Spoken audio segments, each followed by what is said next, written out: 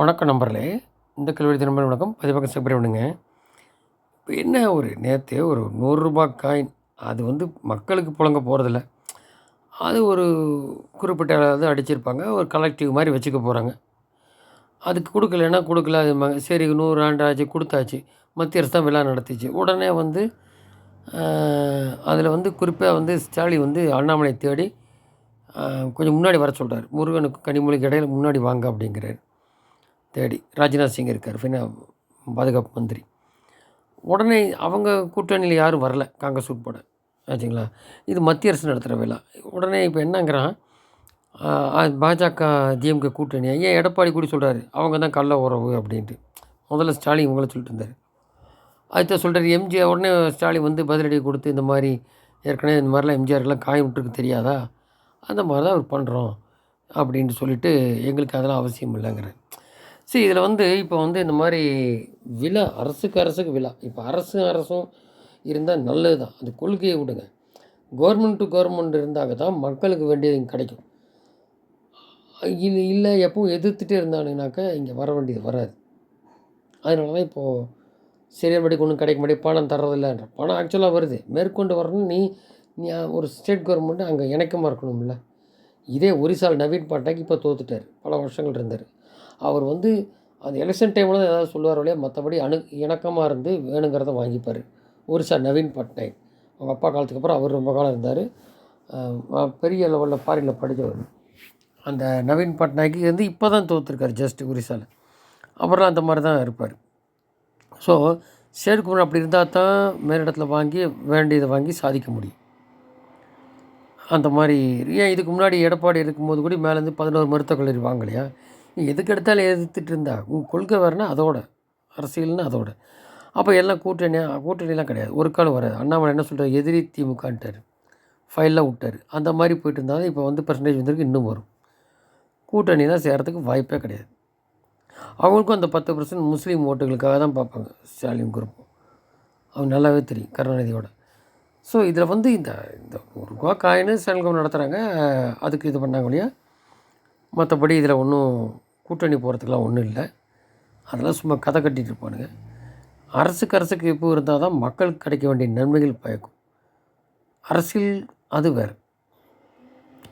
So இந்த மாதிரி இருக்கும்போது நாளைக்கு எதிர்க்கிறது அதெல்லாம் இருக்கிறது தான். இந்த அரசு விழா அவரே சொன்னார். என்னை கூப்பிட்டாருன்னு சொல்லி அண்ணாமலே சொன்னார். அதுக்கு அப்ளைச் பண்ணி போனார். அவ்வளோதான் இதில். அதுக்கு முன்னாடி கவர்னர் வரமாட்டேன்னு சொன்னது இவங்க போனாங்க. ஏன் இது நடத்த போகிறாங்கனாலும் கவர்னர் இதுக்கு போயிட்டாங்க. என்னடா இவங்களுக்கு 2 வருஷத்தில் எலெக்ஷன் வருது, ஃபண்டு வேணும். செலவு பண்ணி தர வேண்டிய ஃபண்டு நிப்பாட்ட வேணும். அது இப்போ தான் இவங்களுக்கு புரிய போகும். அதான் பாருங்கள், நேற்று சீஃப் செக்ரட்டரி சிவதாஸ் மீனா நேற்று அங்கே இருந்தார் இந்த காயின் இது வெளியிடும்போது. ஆனால் நைட்டே மாற்றி இவருடைய சீஃப் ஸ்டாலின் செக்ரட்டரியாக இருந்த ஐஏஎஸ் முருகானந்தத்தை இப்போ சீஃப் செக்ரட்டரியாக போட்டாங்க கவர்மெண்ட்டு. அப்போது இவர் அமெரிக்கா போகிறதுனால அந்த ஒரு ஏற்பாடு மாற்றி பண்ணுறாங்க. ஏற்கனவே ஐஏஎஸ் ஐபிஎஸ்லாம் மாற்றியாச்சு.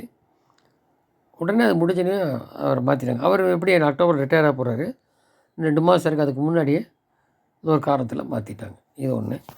இப்போ இதில் என்னென்னா, இப்போ ஸ்டாலினுக்கு என்னென்னாக்கா, இப்போ முருகன் மாநாடு நடத்த காரணம் என்னென்னா, சனாதனத்தை பற்றி பேசி சுப்ரீம் கோர்ட்லேயே இவங்க தமிழ்நாட்டுக்கு கேட்டாங்க கொடுக்கல. இவங்க மட்டும் ஜெயலலிதா கர்நாடகா போடுவாங்க. தமிழ்நாட்டில் சனாதனத்துக்கு கேட்ட அதாவது அவர் பதவி ஏற்றனே அந்த மாதிரி பண்ணது தப்பு. உதயநிதி பேசுனது அதுக்கு நார்த்தில் பூரா போட்டிருக்கான். அப்போ சுப்ரீம் கோர்ட் சொல்லியிருக்கான். அதனால் அதுக்கு இது பண்ணி தான் ஆகணும்.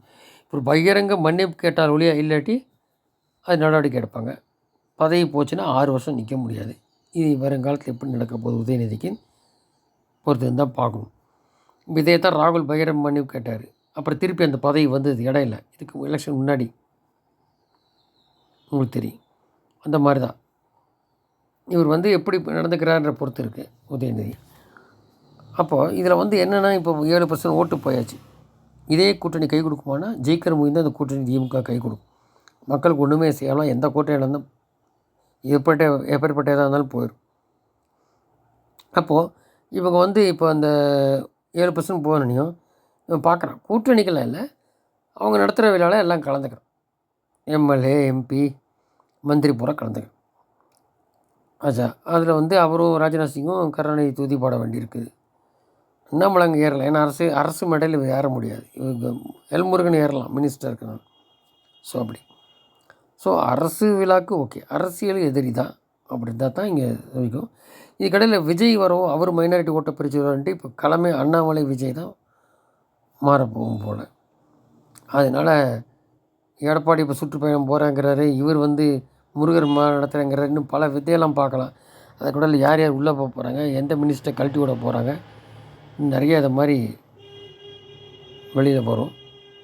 ஏற்கனவே குறிப்பிட்டிருந்தா இல்லைங்களா, இப்போ ஸ்டாலினை அடிக்கணும்னா ஓட்டில் இந்த தேர்தல் எலெக்ஷனில் அப்போது வந்து என்ன பண்ணணும்னா, இப்போது எடப்பாடி ஒத்துக்கலைன்னா அந்த குரூப் வந்து ஒரு ஃபார்ம் பண்ணணும்.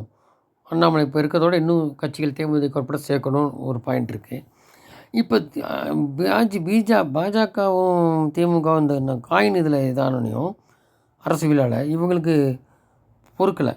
இந்த கூட்டணி கட்சிகள் திமுக ஓரியன்டட் என்னங்கிறான், இப்போது அவங்க வந்து இன்னி கூட்டணியில் இன்னி ஆட்சியிலையும் பங்கு வேணும்னு கேட்பாங்க.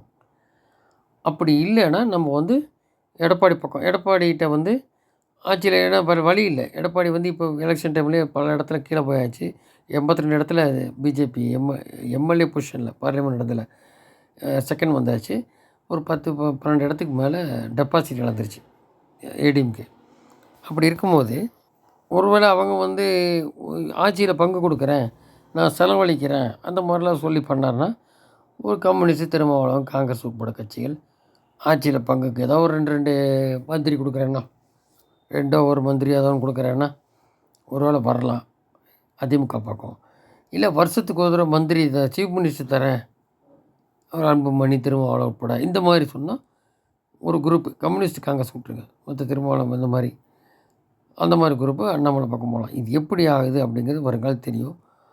அப்படி ரொம்ப கிளவராக ஒர்க் பண்ணால் தான் இந்த திமுக ஓட்டு சிதறி போனால் மறுபடியும் திமுக வந்துடும். அதனால் இது எப்படி பண்ணுறாங்கன்னு வருங்காலத்தை பார்ப்போம். ஸோ அரசு விழா தான், அரசியல்ன்றது எதிரி தான் பார்ப்போம். நன்றி, ஜெயந்த்.